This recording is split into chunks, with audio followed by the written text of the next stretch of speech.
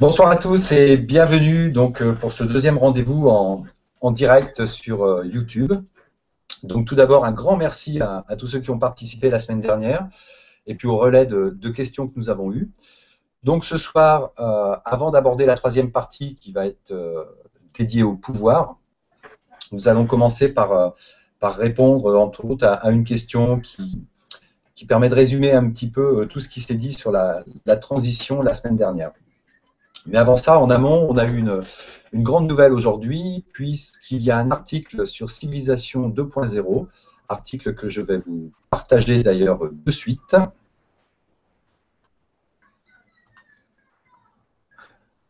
Hop, donc je vous fais un partage d'écran.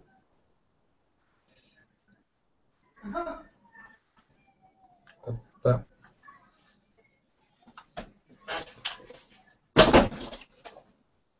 Voilà, vous devez logiquement voir maintenant effectivement l'article sur Civilisation 2.0. Donc, qui s'appelle Une nouvelle ville écologique en Chine. Donc, les Chinois sont en train de réfléchir une ville qui permettrait d'avoir un positif au niveau de l'énergie, c'est-à-dire qu'elle va récupérer plus d'énergie qu'elle ne va en consommer, ce qui va lui permettre de redistribuer cette énergie, entre autres pour tout ce qui est véhicule, donc c'est-à-dire pour la locomotion de ses habitants. Donc, c'est une ville qui va fonctionner un peu sur le principe de la communauté, ou même d'ailleurs la partie alimentaire serait communautaire. Donc un tout nouveau concept. Alors je ne vais pas m'étaler, je ne vais pas vous lire l'article, mais bien évidemment vous pouvez le retrouver sur C2.0. Je rappelle que si on parle régulièrement de Civilisation 2.0, c'est juste parce que c'est l'association relais officielle de The Venus Project et qu'entre autres son travail est de renvoyer tout ce qui est information scientifique et technologique positive. Donc là, c'est une grande nouveauté. Alors, on sait qu'il y a eu déjà 2-3 réflexions, 2-3 idées sur des villes positives. Là, lorsqu'on connaît la puissance de frappe des Chinois en matière technologique, je pense qu'il y a quelque chose de très intéressant. Donc voilà, c'était le petit coup de zoom avant de commencer, en sachant qu'en plus, il y a un architecte français également qui a travaillé sur ce type de structure et d'innovation. Donc n'hésitez pas à aller voir cette info. Voilà. Donc ça n'est pas de la pub au sens promotion de Civilisation 2.0, mais simplement, j'ai un petit souci, voilà. Mais simplement, c'est l'association relais officielle du TVP. Voilà pour le petit coup de zoom. Maintenant, donc, avant de passer au pouvoir, nous allons reprendre cette question qui avait été posée par Kevin Fouliard. Donc, si ce soir il est en ligne, voilà, il va avoir une réponse un peu plus étendue que la semaine dernière. Donc, je rappelle sa question, c'était, moi j'ai une question sur la sécurité. Comment savoir ce qui est bien ou ce qui est mal? Qui préservera la femme de l'abus d'un homme? Qui gérera les conflits? La justice. Donc, ce qu'on a trouvé intéressant sur cette question, c'est qu'effectivement, différents thèmes sont abordés. La sécurité, la notion de bien et de mal, la notion d'abus, la notion de conflit et la notion de justice. Alors, bien évidemment, ce sont des notions qu'on va également retrouver dans la partie pouvoir. Mais en gros, on peut déjà amorcer quelque chose d'intéressant au niveau de la réflexion, puisque ce sont des questions qui nous reviennent très régulièrement. C'est bien tout ça, mais si on enlève le gouvernement tel que prévu actuellement, qu'est-ce qui se passe effectivement dans les différents secteurs que dirige logiquement le ou les gouvernements? Voilà. Donc là, il y a 3 thèmes essentiels, les valeurs, la sécurité, le pouvoir. Donc, je vais partir sur les valeurs et essayer de rattacher les thèmes entre eux. Donc, comment savoir ce qui est bien ou ce qui est mal? Alors déjà, quand on parle de notion de bien et de mal, généralement, on a quand même une vision un peu religieuse du terme. Donc, je pense qu'à un certain moment de notre histoire, le principe de religion a permis de déléguer cette question. Les différentes religions ont-elles réussi à y répondre? À la vue des conflits permanents, il semblerait que c'est très difficile. Maintenant, je n'ai pas envie de m'aventurer plus loin aujourd'hui sur le sujet de la religion, mais je pense que c'est un thème qui serait intéressant de développer lors d'une prochaine rencontre, en prenant soin de distinguer ce qui est religion, de croyance, de philosophie, de spiritualité. Donc voilà pour ça. Alors d'un point de vue plus laïque, les notions de bien et de mal sont délicates à aborder car elles correspondent à la fois à des valeurs éducatives et socio-culturelles, à une notion de justice qui est relayée par le judiciaire. Donc pour la culture comme pour le socio-culturel, ce qui paraît être bien pour certains peut paraître être mal pour d'autres. Donc là, nous sommes sur des principes qui touchent à l'affect éducatif de chacun. De fait, c'est délicat à traiter car c'est quasi individuel. Alors essayons de reprendre un exemple d'un point de vue pragmatique, rationnel, pour illustrer le propos. Ici en Occident, on trouve mal, par exemple, qu'une préado ou une ado, donc je compte 12-18 ans, se retrouve mère, parent. Alors ado, c'est déjà une notion, adolescent, c'est une notion signifiante récente et culturellement limitée, puisque jusqu'au début du XXe siècle, cette catégorie n'existait pas. On était enfant, s'en suivait plus ou moins un rite d'initiation, on peut appeler ça d'ailleurs la communion chez nous, enfin chez nous, chez les chrétiens, on va dire, mais vu que je suis issu de cette culture, je dis chez nous par raccourci. Et suite à ces rites d'initiation, donc on devenait adulte. Et dans certains pays, cette catégorie transitionnelle qu'est l'adolescence n'est toujours pas existante. Alors tu passes du stade d'enfant à celui d'adulte. En gros, c'est la puberté, hein, qui est un signe extérieur visible qui définit le statut. Donc vu d'ici, d'Occident, on estime que c'est mal d'être mère avant la majorité, qui est elle-même d'ailleurs un repère social un peu aléatoire. Maintenant, ce que l'on peut dire sur la grossesse avant un certain âge, c'est que, un, ça abîme un corps qui est encore en croissance. Ça restreint l'insouciance d'un individu en le faisant mûrir, devenir responsable très tôt. Et surtout, ça contraint puisqu'il y a régulièrement mariage plus ou moins forcé. Alors, quand on y regarde de plus près, où cela a-t-il lieu? Alors, essentiellement dans des pays dits pauvres ou des pays riches, mais dont la richesse est confisquée par un petit groupe de particuliers. Alors, un pays pauvre, c'est un pays où l'accès à l'hygiène, la salubrité en général, l'eau, la nourriture, est difficilement accessible. Donc ce sont des pays où le peuple est pauvre. Pour ces pays, nous constatons que plus les différents critères d'hygiène, de santé, d'accès aux nécessités fondamentales sont aisément accessibles, et plus les rapports sociaux deviennent respectueux. Ces différents facteurs sont intrinsèquement liés et en interaction permanente. Donc, pour exemple concret, il ne sert à rien de condamner, par exemple, l'acte social de la grossesse d'une jeune fille de 14 ans si parallèlement l'espérance de vie à l'intérieur de sa communauté ne dépasse pas 35 à 40 ans. Alors effectivement, comment assurer la pérennité de survie d'un groupe culturel, d'une ethnie, si l'espérance de vie ne permet pas de disposer du temps d'éducation de ses enfants? Si l'hygiène et la santé causent un taux de mortalité infantile important, ces jeunes filles se doivent d'assurer plusieurs grossesses. Si elles commencent l'enfantement à 20 ans, la probabilité pour les parents d'être en vie lorsque l'enfant du 5e ou 6e accouchement atteindra 10 ans est beaucoup trop faible. D'où l'importance pour ces populations de commencer la reproduction dès la maturité sexuelle.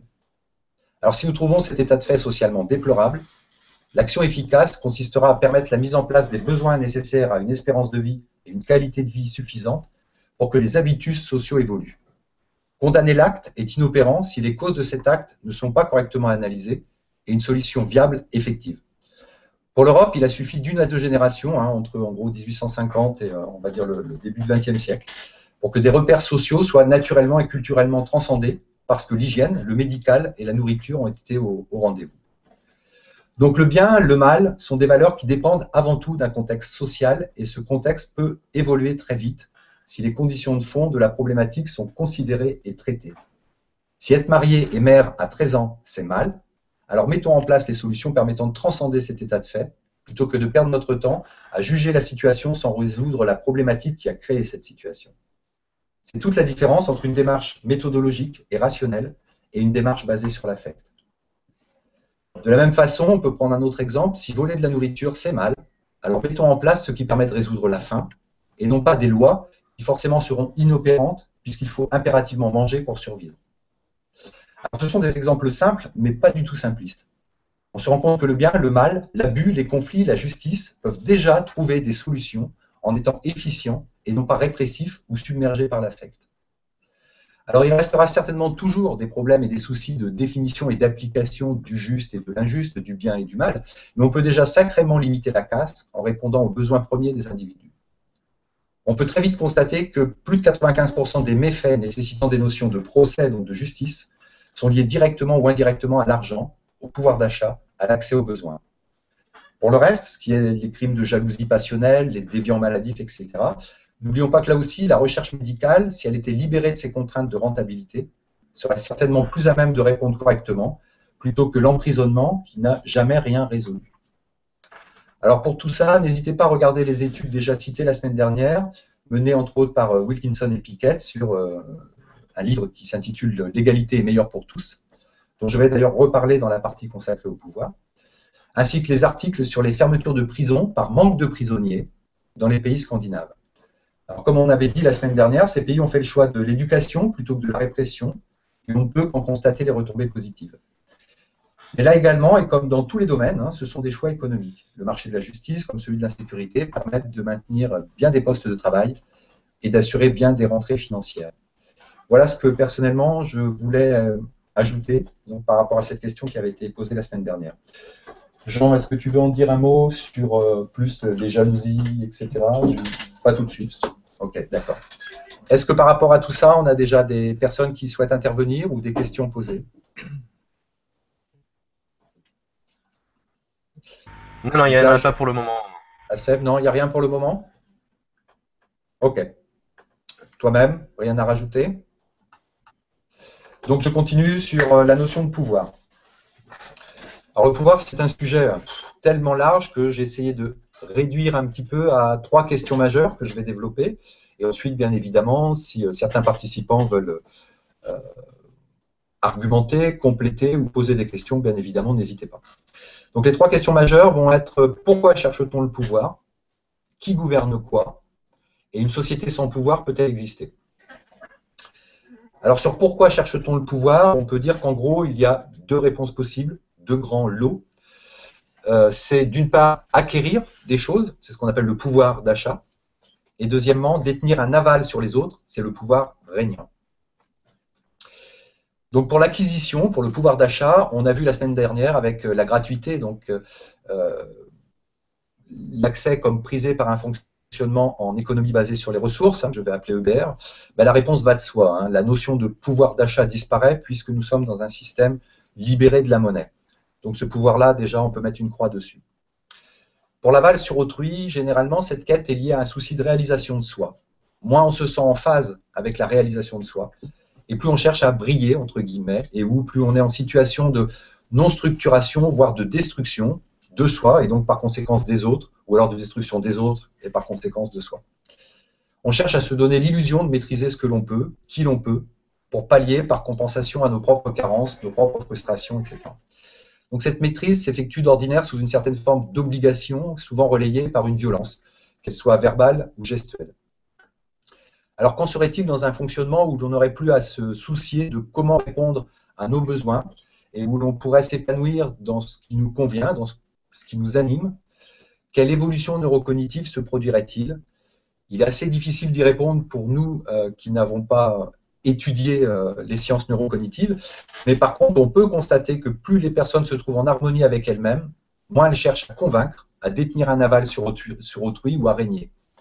Je pense entre autres à des personnes comme Krishnamurti, pour n'en citer qu'un, des gens comme Jacques Fresco exactement, également. Ce sont des personnes, on voit bien, qui ne cherchent pas à convaincre, c'est-à-dire qu'il n'y a pas de dualité, de combat d'idées. Ce sont des gens qui présentent des états de fait, des constats, et qui nous laissent réfléchir sur ces constats. Donc de la même façon, il y a de nombreuses études qui essaient de projeter ce type d'évolution du comportement, au-delà donc du travail de Wilkinson et Pickett déjà cité. Donc, et ça se trouve sur la collection Pourquoi l'égalité est meilleure pour tous, voir également les travaux récents du chercheur en neurosciences cognitives qui s'appelle Daniel Philippe Desudre, qui a travaillé sur ce sujet, ou encore ceux du psychologue et penseur Skinner sur le behaviorisme.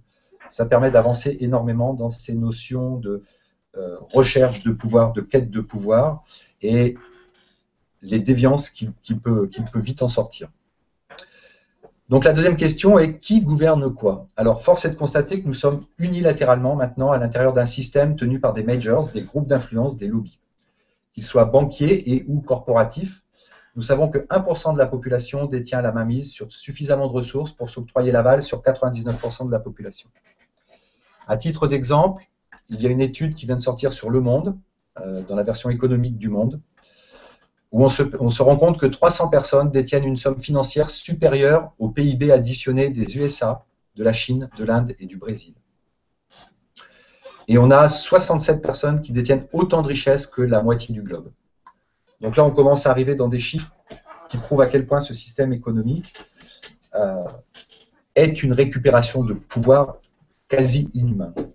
Il y a également le magazine Forbes qui sort régulièrement des enquêtes intéressantes et une enquête sur le magazine Le Journal du Net qui est intéressant justement sur les classements des grandes fortunes. Donc ces affairistes décident des directions économiques et donc politiques, à l'image de l'opération Goldman Sachs qui a eu lieu sur le territoire grec il n'y a pas très longtemps, c'était l'année dernière ou il y a 2 ans, je ne sais plus exactement, et où on a vu à quel point on peut provoquer un effondrement avec juste la décision d'une banque. Donc là-dessus, il y a un récapitulatif, un article sur Libération qui s'appelle Grèce, Goldman prise la main dans le sac.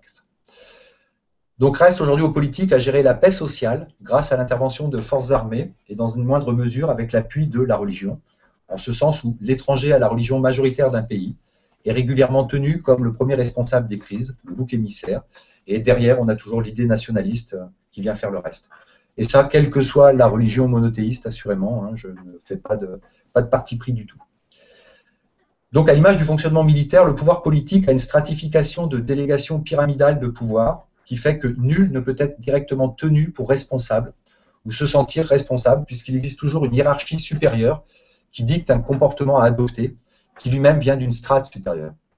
Alors enfin, tout à haut, on a une classe décisionnaire, c'est la plus élevée, qui fonctionne tel un consortium de concurrents et non pas d'amis. Et chaque individu de ce partenariat se plie en fait à l'emballement du système sans oser le remettre en question, voire même le comprendre ou prendre le temps de le comprendre, tant la peur est grande d'être sorti du jeu, racheté par la concurrence. Alors c'est en fait une lutte fratricide qui occupe la totalité de leur énergie et de leur potentiel. Puisque la maxime capitaliste et au-delà ultralibéraliste est simple, c'est manger ou être mangé. Donc c'est une pensée primaire qui ne peut que mener à la destruction, puisque nous savons que ce qui nous a permis de survivre durant près de 4 millions d'années, si on regarde le cursus d'Homo, ce sont des comportements basés sur la complémentarité et non sur la concurrence, sur l'émulation et non sur la compétition, sur le partage et non sur l'échange.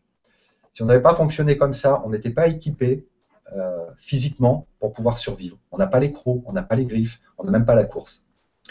Donc il n'y a que moins de 10 000 ans que notre comportement a connu un revirement total de ses valeurs suite à l'arrivée effectivement du coût des choses. Alors à ce propos, voir les travaux des anthropologues en général et particulièrement ceux d'un professeur que j'apprécie qui s'appelle Pascal Pic, qui a beaucoup travaillé justement sur la notion de pouvoir, de guerre et d'économie avant et après le néolithique. Alors ensuite, quel est le rôle des politiques? Les politiques ne font que répercuter en fait des détails de la vie quotidienne grâce au savoir des scientifiques. Ça, il faut en avoir bien conscience. Si par exemple, il est décidé qu'un rond-point remplacera un feu tricolore, c'est grâce à l'étude des flux de transport et non grâce au savoir du politicien.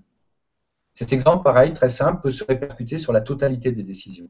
Le seul réel pouvoir du politicien est la gestion de son budget, à savoir quel chiffre pour quel projet, sachant que l'enveloppe financière attribuée sera plus ou moins conséquente en fonction des choix de la strate supérieure de pouvoir d'influence, et on remonte comme ça la pyramide. Donc en définitive, personne n'est payé pour comprendre, chacun est payé pour suivre des ordres. Quand on prend conscience de ça, on se rend compte qu'il n'y a pas de gouvernement au sens où on interprète ce mot. Donc une société sans pouvoir peut-elle exister? Alors il est constatable que nous sommes la seule espèce parmi les mammifères supérieurs à adopter un fonctionnement de groupe dépassant une 50aine d'individus. Autrement dit, la notion de clan, appelée famille chez les grands mammifères. Alors qu'on soit terrestre ou marin, la totalité de ces mammifères s'en réfère quelquefois au comportement d'un patriarche ou d'une matriarche, dont la décision s'appuie sur la mémorisation de l'expérience, tout simplement. Même s'il est notable qu'à titre individuel, aucun animal n'est obligé de se plier à ce choix. Il a toujours la possibilité de partir. Chez l'humain, la loi oblige à se plier à la règle. Échapper au système relève totalement de la gageure. Autrement dit, à quoi servent les politiciens, les militaires, les religieux? Nous plier à des règles dictées par une minorité détenant le capital, qui ne sont pas des élus du peuple et qui régulièrement ne respectent même pas ces règles.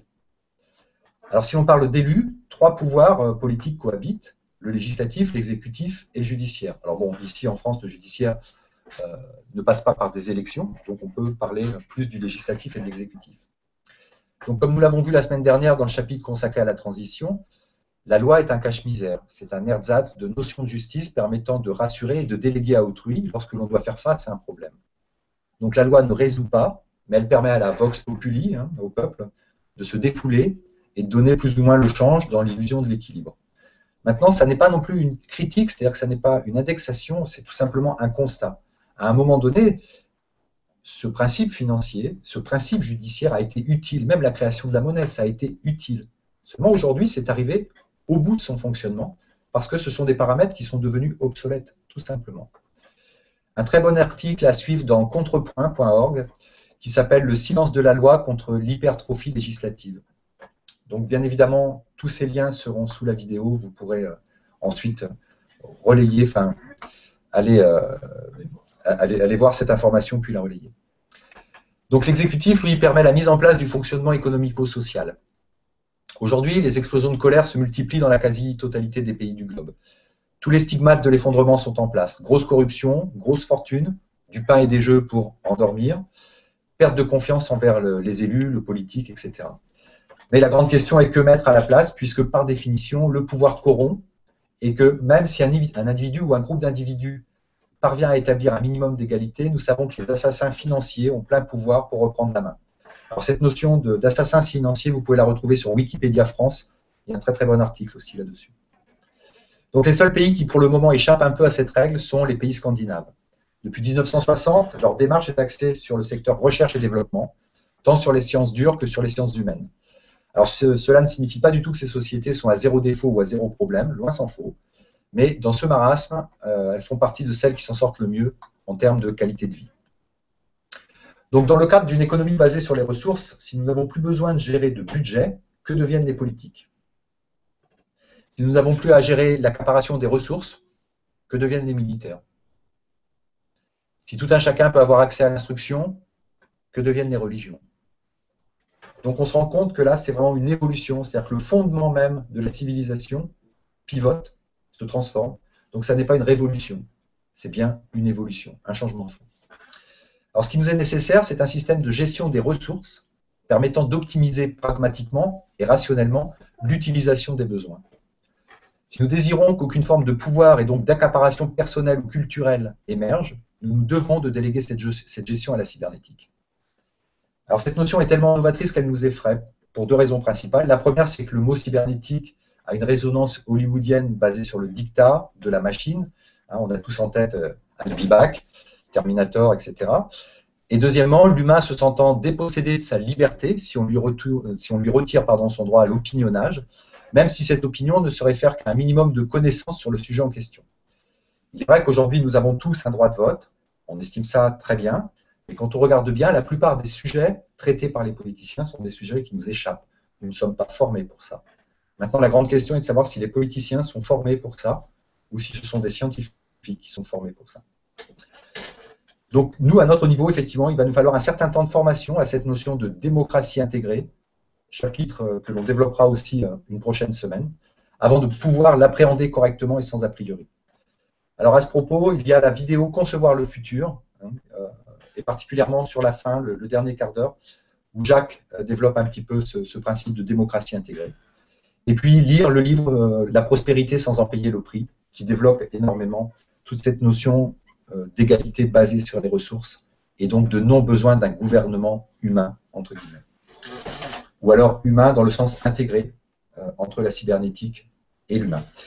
Donc on développera ça sur un prochain chapitre. Pourtant la cybernétique, quand on y regarde bien, même si elle nous fait peur, elle régit déjà et depuis un certain temps notre quotidien dans tous les domaines importants et notre bien-être est plus fiable grâce au savoir de la machine que grâce à celui des mains ou de la tête de l'humain.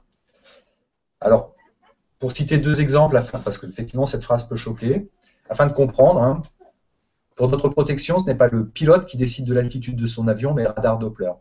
Pour notre santé, ce n'est pas le généraliste ou le chirurgien qui évalue la localisation d'une tumeur, mais l'IRM.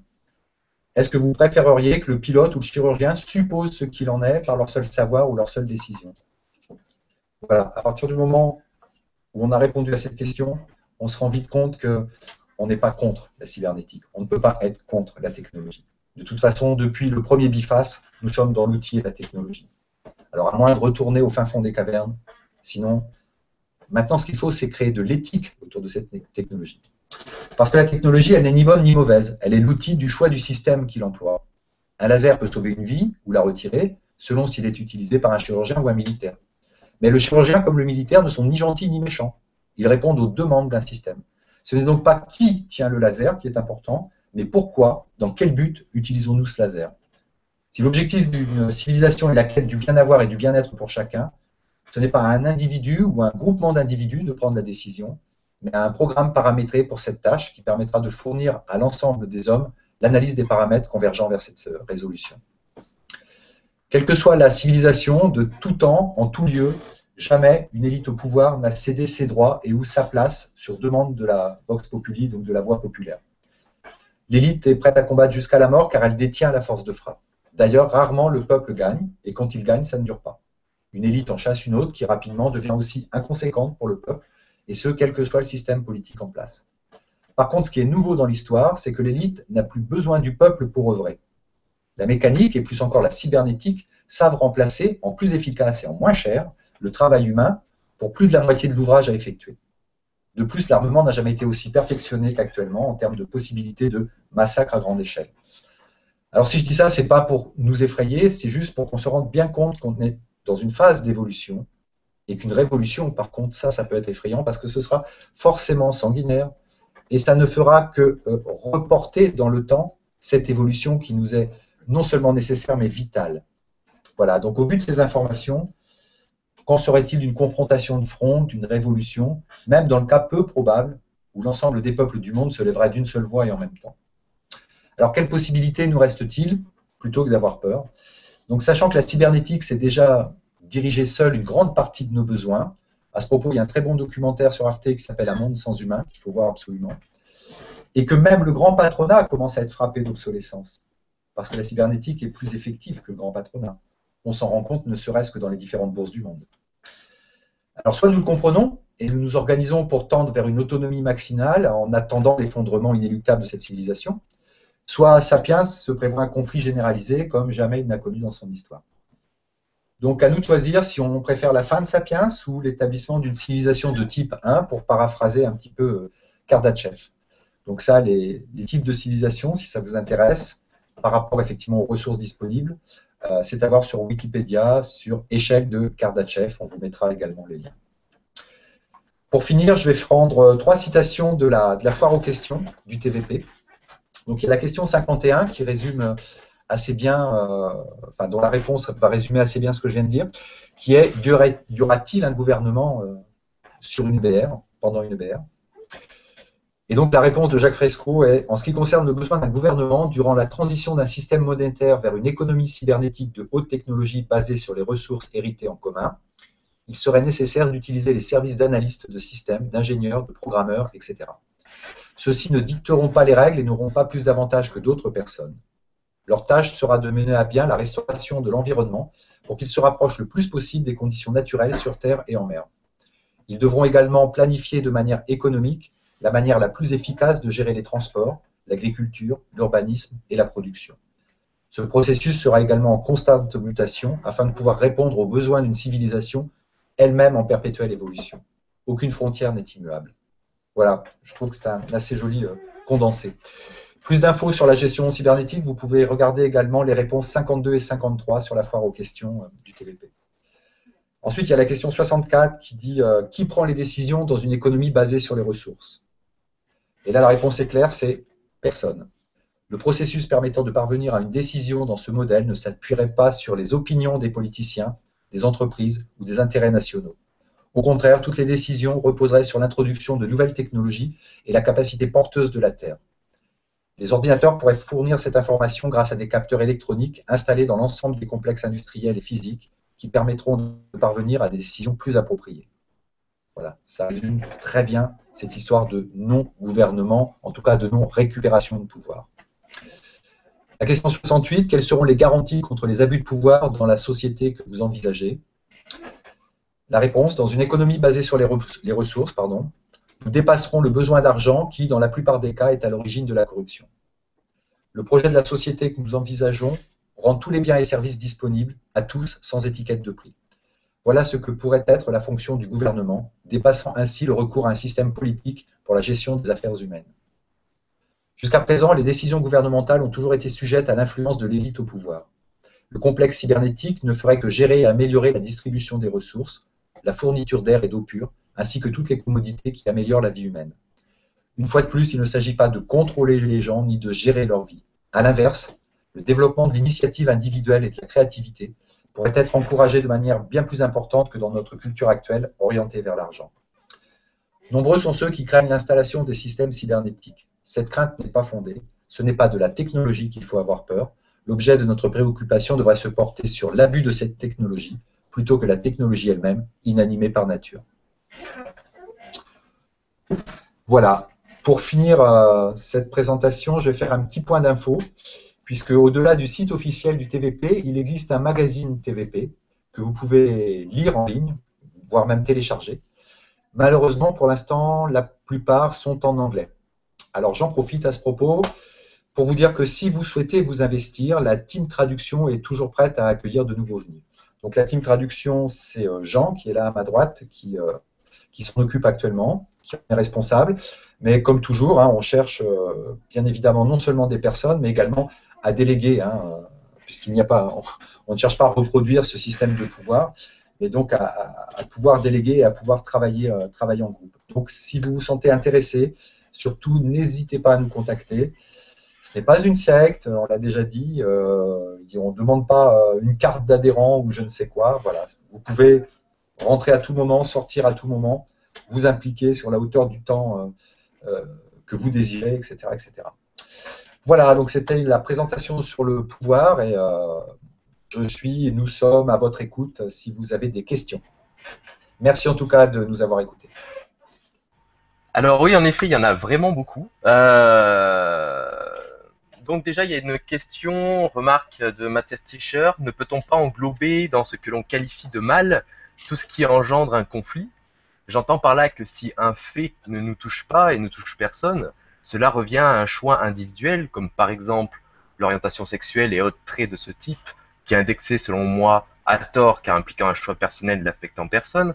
C'est un avis personnel. Sinon, je rejoins l'influence de l'environnement et le cas particulier relatif à celui-ci, du moins tant que l'environnement ne se voit pas maîtrisé comme développé par Thierry. Voilà, c'était plus une remarque. D'accord, ouais. Pertinent, bien vu. Ensuite, il y avait une question, cette fois-là, de Kevin Scale Fall, Supertramp, un long pseudo. Je voudrais parler de la technologie. J'ai déjà parlé du projet Vénus, The Venus Project, à un ami. Il m'a dit que quand la machine sera autonome et parfaite, quand elle pourra tout faire, tout créer, créer de manière autonome sans l'aide de l'homme, quand elle pourra inventer et réinventer, que ferons-nous? Quels seront les buts de l'humain? D'accord. Donc là, je pense qu'effectivement, ça recoupe un petit peu ce que je disais tout à l'heure. Déjà, il ne faut pas voir la machine comme étant Terminator. Je pense que ne pas mélanger effectivement le film de divertissement qui est là pour nous amuser ou nous faire peur, etc. Mais enfin bon, qui est là pour faire du sensationnel dans un cas comme dans l'autre, et les possibilités des machines. Alors aujourd'hui, c'est le barrage Hoover, c'est ça, qui fonctionne tout seul, totalement autonome. Donc on a déjà en fait des robots, même s'ils ne sont pas humanoïdes, on a déjà des robots qui sont capables de gérer des très grosses infrastructures totalement indépendamment. Et donc je crois que c'est le barrage Hoover. C'est en tout cas dans le reportage d'Arte Un monde sans humains. Donc c'est déjà une réalité. Maintenant, aujourd'hui, ce qui différencie énormément la machine de l'humain, c'est quand même le sentiment, le ressenti, etc., etc. À ce propos, il y a une petite vidéo sur le site vidéo du TVP, une petite vidéo de Jacques sur les robots, sur la machine, qui est très très intéressant. Où il dit que même si une machine est capable de déployer un parapluie parce qu'il pleut, c'est pas parce que la machine se sent mouillée, c'est parce qu'elle a un programme qui lui dit que quand il pleut, il faut ouvrir un parapluie. Voilà. Pour l'instant, nous n'avons pas des machines capables de sentiment. Donc la machine répond à un besoin. Ça fait partie des lois de... je ne sais plus le nom de ce truc où on dit que la loi numéro 1, c'est que la machine ne peut pas faire du mal à l'homme. Je ne sais plus qui a... Les lois d'Asimov. Les lois d'Isaac Asimov, c'est ça? Ouais. Dont le cycle fondation est très très intéressant. Donc cette crainte de la machine, déjà, non. Ensuite, deuxièmement, depuis la nuit des temps, tiens là c'est Barjavel, depuis la nuit des temps, ce qu'on recherche effectivement, c'est se faciliter le labeur dans le sens cursus répétitif, contrainte, etc., etc. Depuis le silex taillé, hein, on en est là. Et là, tant mieux si on a des machines qui arrivent à nous libérer, parce que ce dont a besoin l'humain, ça n'est pas d'un travail dans le sens tripalium, enfin instrument de torture, etc. Ce dont on a besoin, c'est d'activité. Et si on est libéré du labeur conditionné, entre guillemets, répétitif, voilà, asservi, alors on a la tête qui commence à pouvoir se déployer. Et comme on le disait la semaine dernière, que fera l'humain? Mais l'humain, il a 10 000 choses à faire déjà dans les connaissances actuelles, c'est-à-dire selon les envies de chacun, que ce soit de la musique, de la médecine, de la recherche, les sujets sont innombrables. Et puis, on ne sera jamais au bout déjà de nos savoirs. Là, je pense par exemple à Jean qui travaille actuellement sur la permaculture, donc qui essaye de faire un pont entre les savoirs ancestraux et la technologie. Mais c'est un monde. Mais plus on ouvre de portes, plus on se rend compte qu'il y a des portes à ouvrir. Donc en fait, plus on cultive une connaissance, un savoir, et plus on se rend compte du peu que l'on connaît et que l'on sait. Donc se dire qu'on ne fera plus rien, c'est ne même pas avoir notion de la capacité de réflexion qu'on peut avoir et des envies qui vont émaner de cette capacité de réflexion. Et au-delà de ça, même en admettant que sur cette planète, on ait fait le tour, qu'on n'ait plus rien à réfléchir, que tout soit... Il y a toujours un horizon, et il y aura toujours un horizon, puisque par définition, l'horizon, on ne l'atteint jamais. Et on cherchera ailleurs, et on ira plus loin. Et j'en sais rien, on va terraformer Mars. Wow, ben alors là, il y a un boulot formidable à faire, très certain. Il y a une réflexion à mener, et puis après Mars, ben, il y a ce système solaire, puis après, il y a d'autres systèmes. Quand on sait qu'il y a plus de soleil dans cet univers que de grains de sable sur cette planète, pétard de sort, on n'a pas fini. Et qui sait si par bonheur, par chance, alors attention, je ne dis pas que j'y crois pas, mais si on rencontre une forme d'intelligence autre, qu'elle soit sur le carbone ou pas sur le carbone, quel champ là encore va s'ouvrir? Et même si la quête, si c'est une espèce de Graal d'aller chercher une intelligence ailleurs, etc., eh ben, vivons ce Graal. Enfin, je veux dire, après, il n'y a aucune limite, je crois. Il y a déjà aucune limite à nos envies, à nos recherches. Il n'y a aucune limite à notre imagination, donc on ne sera jamais en manque d'activité. Il y a 20 ans en arrière, si on nous avait parlé d'Internet, de téléphones portables, d'instruments nomades, mais on ne risquait pas d'imaginer ce qu'on allait faire avec ça, puisqu'on n'avait même pas l'idée que quelqu'un allait inventer ce processus. Et puis ces objets sont mis à exister, et alors il y a des designers maintenant pour ces objets, il y a des gens qui cherchent à améliorer les logiciels, voilà. Donc on sera toujours dans une quête. L'avantage de la machine, c'est que la machine va nous aider énormément, nous seconder, c'est-à-dire qu'elle ne va pas être devant nous, elle va nous seconder dans cette tâche et nous enlever toute la partie pénibilité de ce travail. C'est là, je crois, l'intérêt de la machine et l'intérêt de l'humain. L'humain reste au centre, quoi. Il n'est pas délégué, il n'est pas mis en touche. Donc nous ne sommes pas des consommateurs de machines, nous sommes des gens libérés de nos obligations grâce à la machine, de notre servitude grâce à la machine. Voilà moi ce que j'en dirais. Ça n'empêche absolument pas que, oui, on n'aura jamais fini de penser. Oui, alors on a un troisième copain qui est là, c'est lui qui vient de parler. Bonjour. Voilà, Greg, qui vient de nous dire ça n'empêche pas qu'on n'arrêtera jamais de penser. Et effectivement, ce qui distingue l'humain du reste de la création, c'est la question. Et la question, mais il y en aura toujours des questions. La preuve en est, c'est que même là, si l'on trouve le début de l'univers avec le Big Bang, eh ben, bien évidemment, on se dit, il y a quoi derrière? Et il y aura toujours un derrière. Un derrière à aller explorer, c'est pas terrible comme phrase, mais tout le monde aura compris ce que je dis. Voilà. On aura le temps. Alors, il y avait une autre question de Mathias Tischer. Peut-on dire qu'aujourd'hui, ce que l'on appelle justice, pour revenir à tout à l'heure, a tendance à se concentrer sur les effets plutôt que sur les causes? Évidemment, évidemment. La justice, comme on avait dit la semaine dernière, essaie de faire au mieux dans ce contexte. Bien évidemment, déjà, la justice ne peut pas être individuelle, puisqu'on a chacun notre notion de la justice, etc. Donc, elle essaie de rendre au mieux avec, pour répondre à une frustration donnée à un moment donné, une frustration, une peine, une carence, se faire léser, etc., etc. Maintenant, bien évidemment, on a créé les lois parce qu'on n'arrivait pas à répondre à une problématique. Parce qu'on essaye de répondre, toi tu parles d'effet et de cause, moi je parle de forme et de fond. Comme je disais tout à l'heure très simplement, on pourra toujours multiplier les lois pour éviter de voler de la nourriture. Tant qu'on aura faim, on volera, sinon on meurt. Donc il n'y a pas le choix. S'il faut voler pour ne pas mourir, alors on volera. On fait des lois contre l'immigration, mais tant qu'il y aura de la misère dans certains pays, on migrera. Si nous, demain, dans ce pays, on se retrouve à plus pouvoir manger, il pourra toujours y avoir des lois autour dans les autres pays. On migrera, juste pour pas que nos enfants crèvent de faim. C'est juste logique. Donc, la loi en elle-même, c'est en ce sens où je dis c'est un ersatz, un pis-aller, c'est un effet qui ne peut pas résoudre la cause. Tant qu'on ne s'attaquera pas à la cause première, voilà. Si on prend la notion de viol, par exemple, qui est un sujet toujours très très chaud, ou de pédophilie, qui est le sujet du moment, etc., etc., comme je disais, hein, les premières lois écrites remontent au moins à 5000 ans. Elles n'ont jamais résolu le problème. Pourquoi? Parce qu'on ne s'attaque pas au fond de la problématique. Pourquoi on viole? Pourquoi on est pédophile? On s'attaque juste à la forme, qui est il faut punir la personne. Mais maintenant, qu'on la tue, ou qu'on la mette en prison, sous camisole de force ou autre, ça n'empêche pas qu'il y a toujours des nouveaux violeurs, des nouveaux pédophiles, etc. Donc on n'a pas résolu la problématique. Alors ça soulage notre peine, et je le comprends tout à fait. Étant parent moi-même, je comprends tout à fait qu'on puisse réagir très vivement, très chaudement, et avec le cerveau reptilien. Hein. Si on touche à ma fille, je risque pas d'avoir le grand discours que j'ai là, je suis d'accord. Mais maintenant, si à un moment donné, froidement, on ne se penche pas sur ces problématiques, alors nous serons toujours que des cerveaux reptiliens. Alors on ne pourra pas progresser et avancer.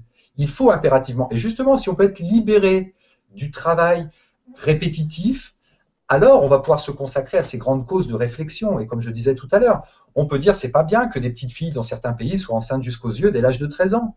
Mais si on ne résout pas le problème du pourquoi elle est enceinte à 13 ans, si on ne va pas sur le fond de cette problématique qui est une espérance de vie qui ne dépasse pas 35-40 ans, alors on ne résoudra pas le problème. Et alors là, on pourra toujours mettre un index. Ils continueront, sinon ils disparaissent. Voilà. Donc, effet, cause, forme, fond, etc. Je coupe Thierry parce qu'il ne nous reste plus beaucoup de temps et il y a encore beaucoup de questions. N'hésite pas. Alors, il y a une personne qui dit « Attention, ce n'est pas la loi qui nous destitue de notre pouvoir. Nous sommes destitués de notre pouvoir par notre vote d'un représentant parmi ceux qui ont l'argent ou représentent ceux qui le gèrent. Nous nous destituons de notre pouvoir par le choix de fonctionnement que nous avons aujourd'hui. » Mais avons tout le choix? Alors... Nous avons toujours le choix entre... Ouais, est-ce qu'elle peut être postée déjà qu'on puisse la relire? Parce qu'il y a beaucoup de choses. Ouais. Je la vois pas là, la question.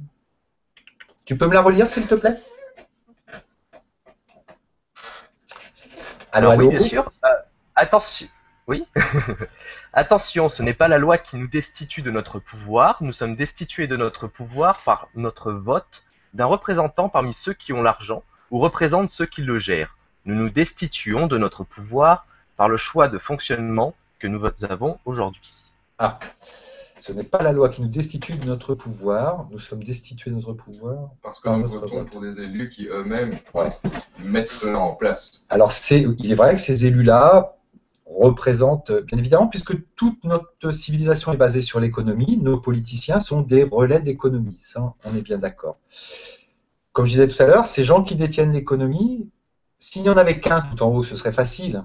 Parce qu'effectivement, on pourrait mettre une image. Maintenant, comme je disais, c'est un groupement, c'est un consortium. Et si on en enlève un, il y en a un autre qui viendra à sa place, etc., etc. C'est en ce sens où nous pensons qu'il faut complètement changer le fondement. Et que tant qu'on restera dans cette logique de vote, si tu veux, quand tu as soif, si on te dit tu as la possibilité de boire Coca-Cola ou Pepsi-Cola, tu es toujours dans le cola. Nous, ce qu'on dit, c'est si tu as soif, ça peut être bien d'avoir de l'eau gratuite. Donc, effectivement, on est complètement dans une autre logique. Donc, je ne peux pas répondre directement à cette question parce qu'on essaye de sortir justement de ce paradigme-là, qui est de choisir des gens qui eux-mêmes ne font que relayer des choses. On se rend compte aujourd'hui que les politiques de chaque pays européen relaient en fait l'Europe, que l'Europe relaie des grands lobbies qui eux-mêmes sont tenus par des banques. Tout le monde se tient à un moment donné. Donc, c'est pour ça qu'il n'y a pas un méchant. Il y a un cercle vicieux qui s'est mis en route. C'est un système qui est devenu méchant parce qu'il s'est emballé sur lui-même. Et chacun essaye de se débrouiller comme il peut pour rester sur le pierrier qui s'éboule en évitant de couler. C'est un peu ça. Hein. C'est un peu le principe du Titanic, cette histoire. Donc, nous ne cherchons pas le méchant, on cherche juste à constater que c'est ce système. Et notre pouvoir, donc de toute façon, du pouvoir, quand tu regardes bien, t'en as pas, à part si tu tapes sur quelqu'un de plus faible ou sur ta bonne femme ou je sais pas quoi, effectivement. Et si c'est ça si c'est ça la notion de pouvoir, nous c'est sûr que ça nous intéresse pas du tout, du tout. Donc ce qu'on cherche, ça n'est pas de détenir un pouvoir ou de chercher qui a le pouvoir, c'est de se dire ce système ne fonctionne plus et il y en a un autre et on présente de quoi mettre autre chose en place. Ça, c'est une première chose. Et ensuite, à titre individuel, ce qu'on recherche, c'est l'épanouissement individuel. Et dès que tu as cet épanouissement, tu n'es plus dans une quête de pouvoir. Ça te sert à quoi d'avoir du pouvoir? Il y a toujours quelqu'un qui te fera rabattre ton caquet, et toi-même, du coup, par frustration, tu vas rabattre le caquet de quelqu'un d'autre.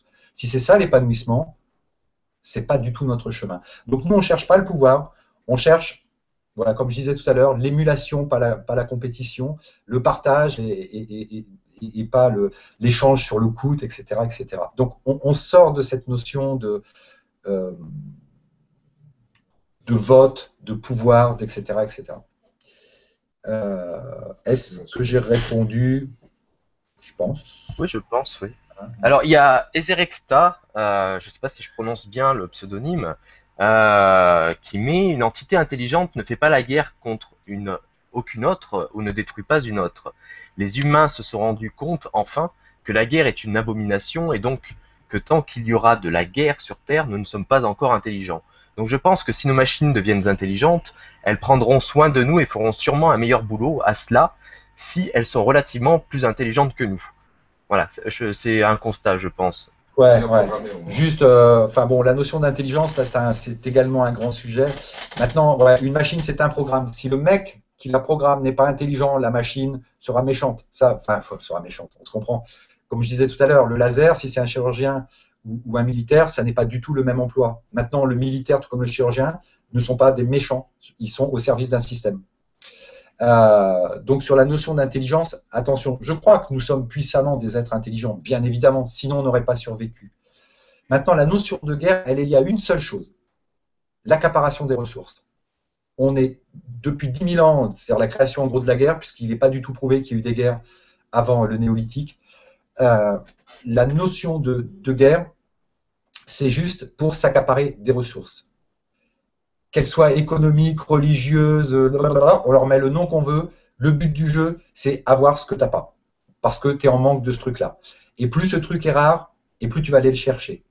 Et ce qu'on sait, c'est qu'une guerre, ça remet toujours une économie financière en place sur pied. Donc de là à dire qu'il faut provoquer la rareté pour remettre une économie en place, il n'y a qu'un pas. On le franchit, on ne le franchit pas. J'ai pas envie de rentrer dans ce genre de discours, mais c'est bien de le réfléchir. Donc, la guerre, ce n'est pas un problème d'intelligence, c'est un problème d'accaparation des ressources. L'intelligence, on l'a. À nous de continuer de la développer pour être dans une civilisation d'abondance, puisqu'on sait que c'est possible dès demain matin. Hein, on a l'abondance. Maintenant, c'est la gestion de cette abondance que l'on n'a pas encore. Alors, en ce sens, on peut dire qu'on n'est pas encore intelligent, puisqu'on ne sait toujours pas gérer correctement cette abondance de ressources et qu'on ne sait pas développer les ressources qu'on appelle durables, soutenables, en tout cas inépuisables. Voilà. Donc ça, après, c'est là où je citais l'échelle de Darbatchev, où effectivement on parle de civilisation de type 1, qui va être de commencer à penser l'énergie, parce que c'est ça le nerf en fait d'une civilisation, l'énergie sur du durable, du soutenable. Et à partir de là, effectivement, peut-être qu'on pourra parler d'intelligence, parce que je pense que c'est dans ce sens-là que tu en parles. On sera intelligent quand il n'y aura plus la guerre. Il n'y aura plus la guerre quand on aura compris qu'on est en abondance et qu'on n'a plus besoin de faire la guerre. Alors, il y avait une question et remarque Attends, de DJ Max. Non, pardon. Il est sur la suivante. Vas-y. D'accord. Donc, question de DJ Max avec 2X. En l'absence de bonne volonté et foi à la fois innée et acquise, constituant majoritairement la réalité globale et effective, avez-vous envisagé quelque chose se rapprochant d'une sorte de terraformation psychologique? Le terme peut paraître fort et dominateur, mais il n'en est rien. Il est extrêmement difficile de ne pas s'inquiéter, de ne pas inquiéter, voire effrayer, même malgré soi, toute personne bien ancrée dans cette fameuse homéostasie dont on commence seulement à parler de manière plus publique. Même sans aucune action offensive à l'origine, l'identification entraîne automatiquement et quasi systématiquement une riposte. Tout ce qu'on peut faire, c'est faire notre mieux pour informer la population mondialement le plus largement possible, pour permettre cette étape d'évolution cognitive, quoi. C'est une révolution culturelle et cognitive dans ce cas-ci. Donc ça va prendre du temps si effectivement Mais ce qui va déterminer la rapidité de ce changement dépasse notre volonté, quoi. Ce sont les conditions environnementales de la planète, les ressources disponibles, etc., les nouvelles technologies et les conditions économiques des différents pays qui vont déterminer la rapidité du changement à venir, quoi. Ce qu'on peut faire, c'est en discuter. C'est ça. Pour reprendre terraformation psychologique, je trouve ça assez sympa. C'est, je crois, ce que moi j'appelle l'instruction à défaut de l'éducation. Jusqu'à présent, nous sommes dans un système, en tout cas, si on prend le système laïque français, depuis 1850, hein, donc depuis la révolution industrielle, donc l'école de Jules Ferry. Le principe était d'éduquer les gens afin qu'ils puissent travailler dans ces industries. C'est-à-dire qu'on a fait une langue commune, on a pris des repères communs au niveau de l'histoire avec nos ancêtres les Gaulois, machin, bidouille, etc. Une géographie par rapport aux colonies que l'on avait, etc., etc. Donc pour sortir la puissance de la France, etc., etc. Il y avait des notions d'hygiène, des notions morales, etc. Donc tout ça, on sait que c'était pour former des gens, pour travailler à la chaîne, pour lancer l'industrie. On sait que on va dire l'évolution du peuple suit bien souvent l'évolution de la technologie. C'est-à-dire qu'à partir du moment où on a fait la mathématique des ensembles, on a créé des immeubles, à partir du moment où on a fait la mathématique, on va dire, de l'objet en chaîne, de la chaîne de distribution, on a créé des gens interchangeables. Voilà, ils sont estampillés à la naissance et on dit, voilà, à tel âge, ils doivent savoir parler, ils doivent savoir écrire, ils doivent savoir travailler, et on leur fait faire ensuite des gestes très mécanistiques. C'est très bien rendu, je trouve, dans Les temps modernes de Charlie Chaplin. Donc, pour moi, cette terraformation psychologique, c'est passer du terme éducation au terme instruction. S'instruire, c'est comprendre par soi-même et être dans l'individuation, c'est-à-dire se reconnaître comme individu non interchangeable. Alors que l'éducation, c'est la note, c'est l'évaluation scolaire qui fait une interchangeabilité entre les individus. Deux enfants, deux élèves qui ont 16, ils sont interchangeables. Celui qui a 12 n'est pas interchangeable avec celui qui a 16. Voilà. C'est sortir de ce moule de l'éducation pour entrer dans l'instruction. C'était le petit mot que je voulais rajouter. Alors, il y a une autre remarque. Donc, vas-y, pardon.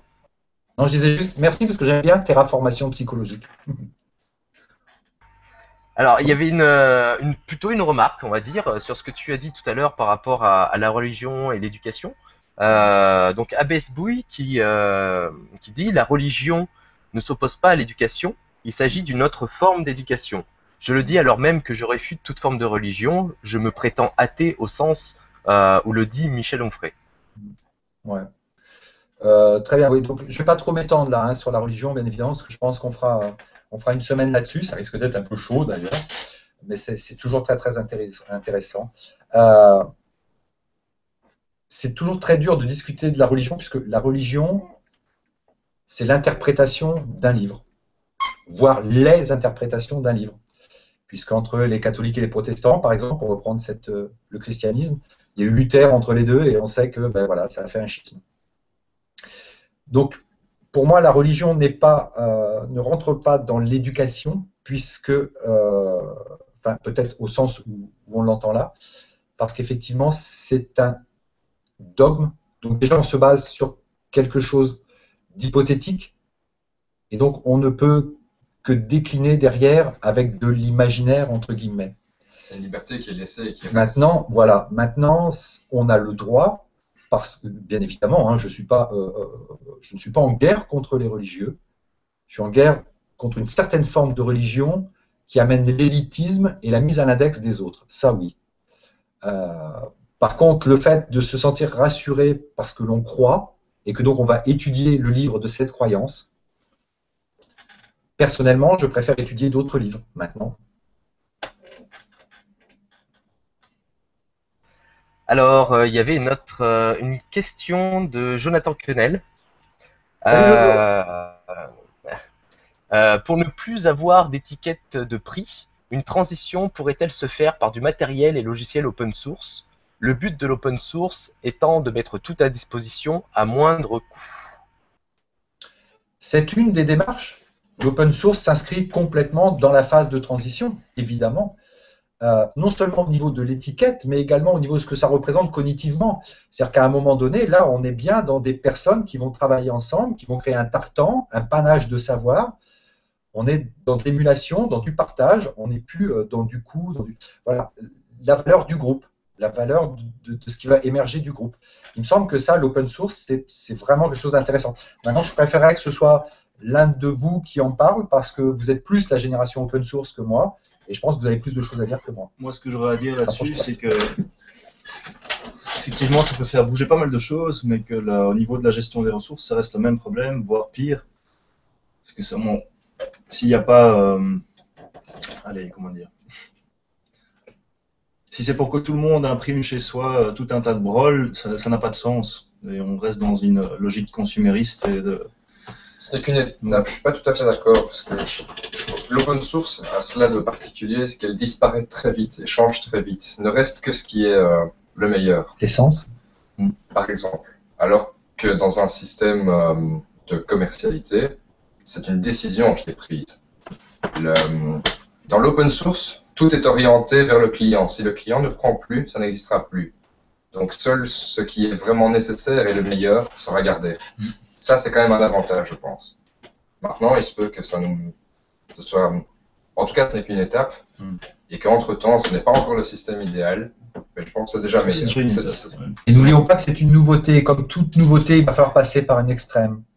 Et là, je le dis, je ne devrais pas dire ce genre de choses, mais je me rappelle au début où j'ai eu Internet, donc moi, c'était vraiment 98-99, on essayait de télécharger de la musique tellement on trouvait ça incroyable de pouvoir le faire. C'était du piratage, truc. Et puis en fait, bon voilà, tu vas télécharger un album, 2 albums, 3 albums, et puis un jour tu te rends compte qu'en fait ça ne sert plus à rien parce qu'il te suffit d'aller en ligne et de l'écouter. Donc voilà, il va y avoir une première phase, et ça je pense que ça va avec cette phase de transition dont parle le BR, c'est qu'on a envie d'une espèce d'hyper-consommation. On disait l'autre fois avec Jean, si les tomates étaient gratuites demain matin, on irait en chercher des paniers pleins, quoi. Bon, alors tu vas en mettre plein ton réfrigérateur, tu vas en mettre plein tes tiroirs, et puis dans 2 jours, tout est pourri, tout est moisi. Tu vas dire, bah, c'est ridicule. Donc tu vas acheter tout ça, puis ensuite tu iras chercher la tomate dont tu as besoin. Tu ne vas pas en prendre des paniers pleins, parce que tu auras pris l'habitude. Moi, je reprends souvent l'image de l'air. Hein. Je ne cherche pas à respirer plus que mes copains, là, hein, parce que l'air est en abondance. On respire chacun ce qu'on a besoin. On ne va pas se faire une guerre de l'air. Ça peut venir, là, vu comment on est parti, mais bon. L'open source, c'est pareil. Là, pour l'instant, c'est très novateur. Donc, il y a peut-être une espèce d'hyper-consommation du produit final. On a tous envie d'avoir le petit truc imprimé en 3D parce que c'est la nouveauté. Et puis, ça prendra sa place, comme tout le reste. Je terminerai sur un truc. Les technologies, ça reste un potentiel. Donc, c'est ce qui importe, c'est vraiment l'objectif derrière. Si les ressources ne sont pas prises en compte, on ira encore plus vite droit dans le mur. Donc la technologie ne fait pas tout, quoi.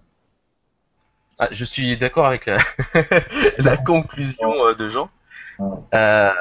Juste pour de l'intelligence et de l'instruction. Alors juste pour la question suivante de Abesbouille, de nouveau, donc il met OK. L'argent est un outil, donc par rapport à ce que tu avais dit précédemment. Pourtant, il a été détourné au service d'un groupe spécifique.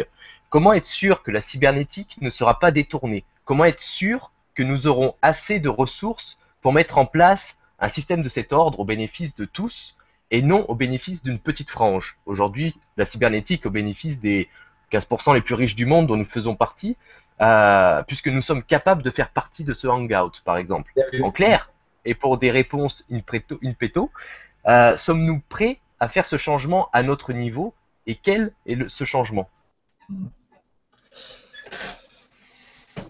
Alors, l'argent est un outil, oui, et c'est un outil devenu perverse, oui. En plus, c'est un outil dont nous n'avons plus besoin, et comme tout outil frappé d'obsolescence, il disparaîtra. Voilà. Donc, quel va être le changement cognitif suite à la disparition de cet outil? Ça, personne ne peut se prononcer totalement. Parce que la gratuité, on peut l'imaginer effectivement au niveau de l'objet, mais le fait que cette gratuité va aussi redéfinir cette stratification sociale, ça, je crois que cognitivement, on ne peut pas le présumer. Il faut être dedans pour s'en rendre compte. Ça, c'est une première chose. Comment être sûr que la cybernétique ne sera pas détournée? Elle l'est actuellement, soyons clairs.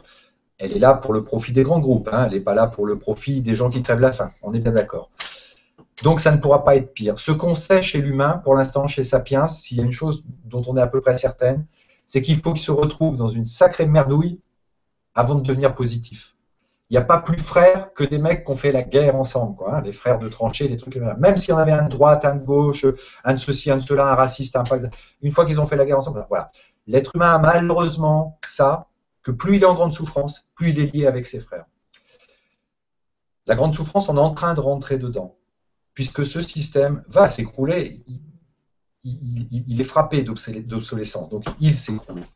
Les stigmates en sont partout, on les voit tous les jours. On le sait depuis les années 70. Au-delà du rapport de Rome, je me souviens d'un film qui avait beaucoup marqué, qui s'appelait Le déclin de l'Empire américain, qui a été fait par Denis Sarkand, un Canadien, où il parlait déjà de ça dans les années 80.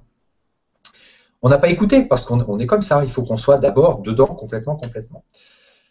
Et je pense qu'une fois qu'on aura vu comment on peut fonctionner autrement et l'avantage qu'il y en a, les nouvelles générations seront automatiquement, elles, les enfants de ce système. Et ils nous regarderont en disant, mais vous aviez de l'argent? Ça leur viendra même pas à l'idée de remettre ça en place, de remettre une élite en place.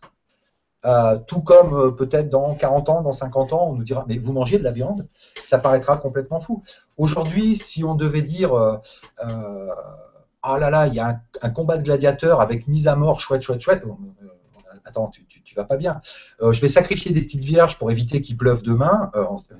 Tu es complètement déconnecté de la réalité. Et en fait, c'est ça l'évolution. C'est juste que l'histoire a quand même cette capacité qu'elle ne fait pas marche arrière.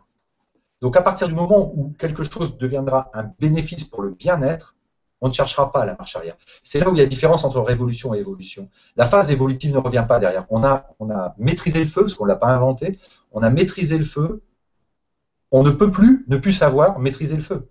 De la même façon, quand on aura compris que là, c'est fini, c'était une étape dans l'évolution d'Homo sapiens, l'étape financière, c'est fini, ce sera fini. Il n'y aura plus d'intérêt de revenir là-dessus. Et je pense très sincèrement que la génération des enfants de ceux qui ont entre 20 et 30 ans aujourd'hui regarderont le Monopoly comme une espèce d'artefact nocif. Voilà, c'est tout. Il me semble. D'ailleurs, on voit bien que la nouvelle génération est plus enclin à avoir besoin d'avoir accès aux choses plutôt que de posséder les choses. Ça aussi, c'est assez nouveau. Il y a beaucoup de gens qui veulent avoir accès, pas forcément posséder. Voilà. Et là, par contre, pour comprendre ça, il ne faut pas se référer qu'à la France parce qu'on est très arrière-garde à ce niveau-là. On est un petit peu en queue de peloton au niveau évolutif. On est toujours bloqué entre Louis XIV et De Gaulle. On a un petit peu de mal à voir que les choses évoluent. Que ce soit en recherche et développement, que ce soit en réflexion holistique, que ce soit en remise en question de l'argent, etc. On a un petit peu de mal. Mais il semble, et comme je disais au tout début, il suffit de voir cet article sur Civilisation 2.0 au niveau de la ville chinoise qui commence à penser communauté agricole. Il se passe des choses. Ça avance. Donc, sommes-nous prêts à faire ce changement à notre niveau? Je crois. Il y a de plus en plus de gens qui se remettent à une agriculture dite bio, des gens qui réfléchissent sur la permaculture, des gens qui évitent le gaspillage. Oui, je crois qu'il y a une vraie transition qui est en cours, qui est en route. Ne serait-ce que ça, les échanges sur les réseaux sociaux. Pourquoi on partage l'information sur les réseaux sociaux? C'est bien parce qu'on a changé notre façon de penser les choses. Alors, juste parce qu'on a un peu dépassé l'heure, il reste 2 questions. Allez. Donc la première, c'est celle de Digimax qui nous dit « La médecine, même en l'absence de contraintes financières ou autres, quelles qu'elles soient, peut-elle réellement remédier au pli d'esprit qui consiste à vouloir toujours plus, ne sentant jamais aucune forme de satiété ?» Ça rejoint un peu ce que tu viens de dire. Ce genre de besoin peut devenir pathologique, mais paradoxalement, il est aussi la source de ce qu'on appelle évolution. Oui. Aujourd'hui, dans un monde compétitif, si on prend l'homme augmenté, par exemple les hommes à lattes, je ne sais plus comment ça s'appelle, les pattes de kangourou qui permettent de courir plus vite, etc. Imaginons un exosquelette qui permette de porter des choses. Moi, je suis un séclet, si je pouvais porter 150 kg, je pourrais devenir docker. D'accord? Mais dans un monde où il n'y a pas besoin de docker, parce que c'est la machine qui est docker, quel est l'intérêt pour moi d'avoir un bras qui peut porter 150 kg? Aucun. Alors, à moins d'une grande pathologie, sinon il n'y a pas vraiment d'intérêt. Maintenant, dans l'absolu, si je suis passionné d'astronomie et que je peux avoir un œil bionique qui me fait un zoom par 5000 et que je peux voir vachement plus loin et que j'en ai envie, même si c'est une pathologie, en quoi ça gêne mes voisins? Dans un système sans finance, on s'en moque. Et je pense qu'on sera beaucoup moins dans le pathos s'il n'y a plus cette finance. Aujourd'hui, on est tous dans le pathos du paraître parce que c'est ce qui va nous donner une valeur par rapport à une mode, par rapport à des canons, à des critères de consommation. La preuve, le botox dans tous les sens, ces trucs et machins, ça n'est pas que pour pallier à des problèmes physiques, c'est pour mettre en relief certaines parties du corps exagérément, parce qu'on est dans le pathos. Donc je pense que le pathos, il est là actuellement et qu'il déclinera. Si on peut être reconnu pour nous-mêmes et si on est épanoui, on n'a pas besoin d'aller au-delà de la satiété, il me semble. Alors, pour clôturer, la question de Kevin Skyfall Supertramp, qu'y aura-t-il au-delà des villes type Venus Project, entre les villes, et qu'adviendra-t-il de nos villes actuelles? Tu peux me la poster en même temps, s'il te plaît, Sébastien? Merci beaucoup. Voilà, je vais la redonner. Qu'y aura-t-il au-delà des villes type Venus Project, entre les villes, et qu'adviendra-t-il de nos villes actuelles? Ah, qu'y aura-t-il au-delà des villes type Venus Project? Les villes, Je comprends pas. les villes type Venus Project seront ce qu'elles sont, mais autant Paris au Moyen-Âge n'est plus ce qu'elle est aujourd'hui, autant il est possible que demain elle change. Alors, pour ce qui est des villes actuelles, ce qu'en dit le TVP, c'est qu'il n'y a aucune raison de les abattre. Déjà, c'est beaucoup d'énergie pour pas grand-chose. Elles peuvent devenir des musées vivants aussi.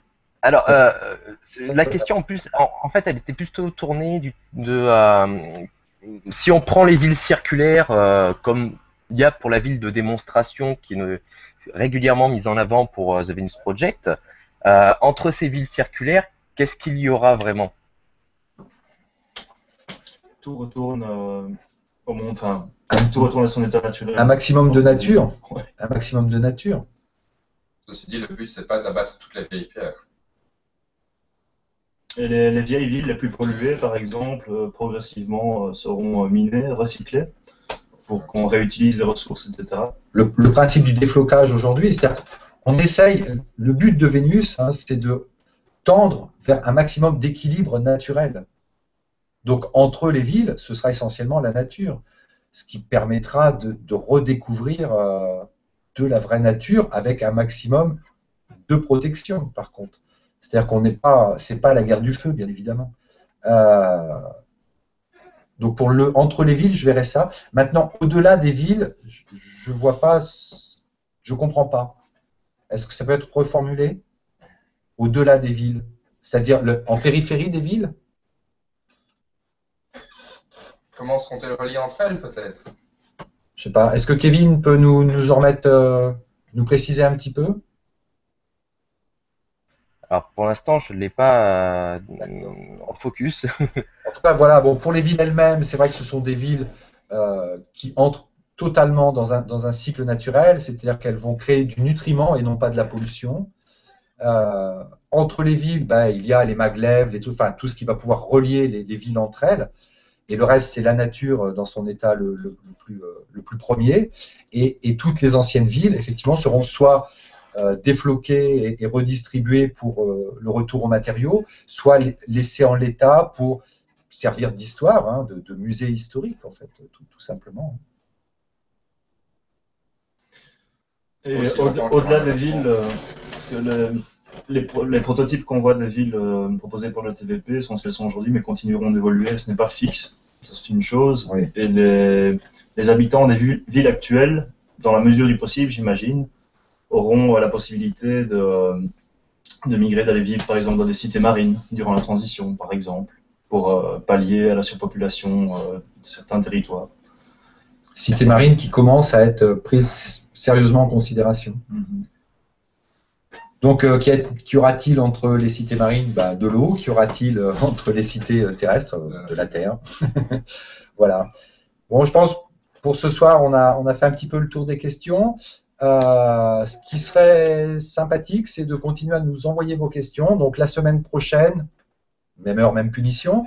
Et soit effectivement on répond aux questions s'il y en a, soit on tablera sur un nouveau sujet. Et dans ce cas, on vous fait le relais, toujours pareil, sur les pages officielles et sur les pages de réseaux sociaux. Voilà.